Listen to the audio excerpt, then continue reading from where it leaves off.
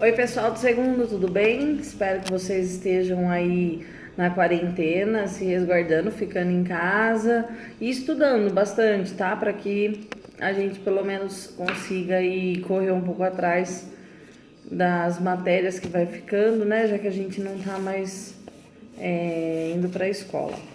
Mas enfim, vamos lá, vamos dar sequência à nossa atividade então dessa semana. Com vocês, eu já comentei, acho que um pouco semana passada no meu vídeo, é o seguinte: a gente estudou primeiro a definição de temperatura, que só para a gente não esquecer, o que é temperatura? É o que é a medida do grau de agitação das moléculas de um corpo. Então, todos os corpos são formados por moléculas. O quão agitada está essa molécula é o quanto me diz a temperatura dele. Quanto maior a agitação, maior a temperatura. E quanto menor a agitação, menor a temperatura, claramente. Então, primeiro a gente viu isso. Vocês confeccionaram um termômetro lá nas aulas de PE. A gente fez conversão de escalas termométricas. Fizemos também exercícios e também teoria sobre dilatação térmica, que tem a ver com a construção do termômetro também, porque os corpos, quando eles aumentam a temperatura, eles aumentam a agitação. Aumentando a agitação, eles buscam um espaço maior. E aí a gente tem o que a gente chama de dilatação térmica. Então a gente fez também. Aí a gente parou justamente numa parte que eu iria começar um conteúdo novo com vocês. Então essa foi uma preocupação minha em relação aos segundos, por conta que a gente ia começar uma coisa nova. Semana retrasada eu mandei alguns exercícios para a gente treinar as conversões de escalas.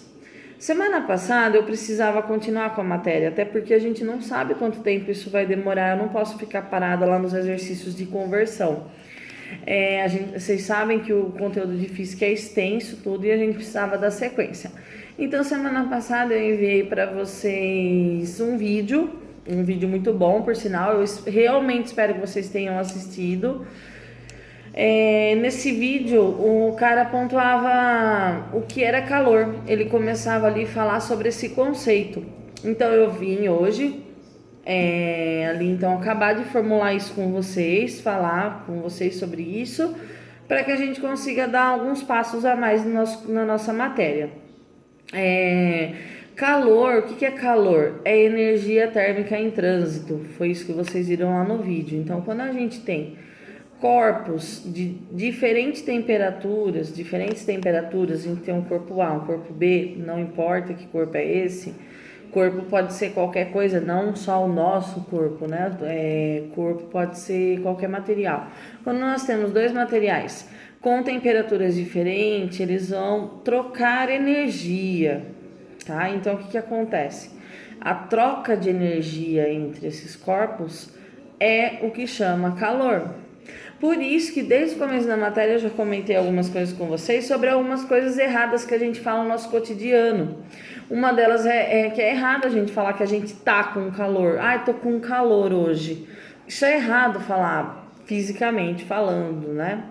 Por quê? Porque se calor é uma energia térmica em trânsito, não faz sentido falar que a gente tá com calor, que a gente tem uma coisa que é uma energia em trânsito. Não faz sentido. Isso em primeiro lugar. Segundo lugar, é que mesmo os corpos com temperaturas baixas também trocam calor. Então, dessa forma, a gente associa calor com temperatura alta na cabeça da maioria das pessoas. Não todas, mas no geral, fala calor, o que a gente lembra? Temperatura alta, dia quente, é isso que a gente lembra. Então, o que acontece? O calor não necessariamente precisa estar 40 graus não é que 40 graus é calor, não é isso. Porque na verdade o calor é essa energia em trânsito. Então dessa forma, corpos a menos 10 graus Celsius tem troca de energia? Tem. Então o calor também está presente lá. Então a gente não pode falar que o calor é uma coisa que está ligada com alta temperatura e que a gente tem calor. Isso não faz sentido, tá? Então o calor, quando ele acontece, por conta da diferença de temperatura entre dois corpos, e a troca de energia entre esses dois corpos é o que chama calor. Bom, então eu já falei isso para vocês sobre o... Tô olhando aqui para não esquecer de nada. Sobre a troca, então essa troca de energia. Aqui é errado a gente falar que tá com calor. Outra coisa, por exemplo, que a gente tem na nossa cabeça que não é correto pensar, ou não é assim que funciona. A gente acredita que a gente usa cobertor ou um moletom que seja para esquentar, né? Então, com frio, para vou esquentar, vou pôr uma blusa. Não. A blusa, o cobertor, o edredom, eles não têm a função de esquentar. Mas então o que eles fazem? Eles são um isolante térmico, então eles funcionam como isolante. Você coloca a blusa e é como se você fizesse uma capa protetora que não deixa o seu corpo trocar calor, trocar energia com o meio. E dessa forma você mantém a energia ali, então você mantém sua temperatura. Então não é que ele esquenta, então ele isola essa troca, ele não deixa essa troca acontecer. Entendem isso? Então, na verdade, a blusa, o moletom, o cobertor, ele serve como um isolante térmico. Ele isola você de trocas com o meio, certo? Deixa eu ver o que mais eu queria falar para vocês.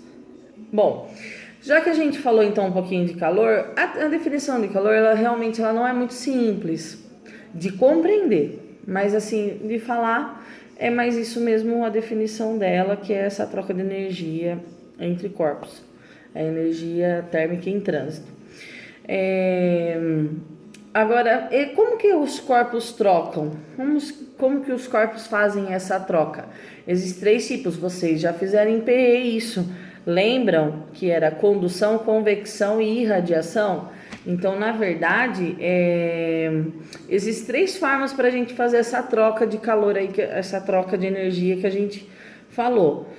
Como que é, então, essa troca de energia? Por condução. Vamos pensar em condução primeiro. Como o próprio nome diz e lembra, é o conduzir. Então, imagina quando você coloca uma colher dentro da panela ali, uma colher de metal, que o metal é mais fácil disso acontecer. Você vai mexer naquela colher, vai esquentando, porque vai conduzindo entre as moléculas. Então é como se as moléculas fossem passando aquela agitação. Vai passando, vai aumentando a temperatura, vai aumentando essa temperatura até você chegar ali na sua mão, você sentir. Então, a primeira troca de energia, o calor, ela acontece por condução, que conduz.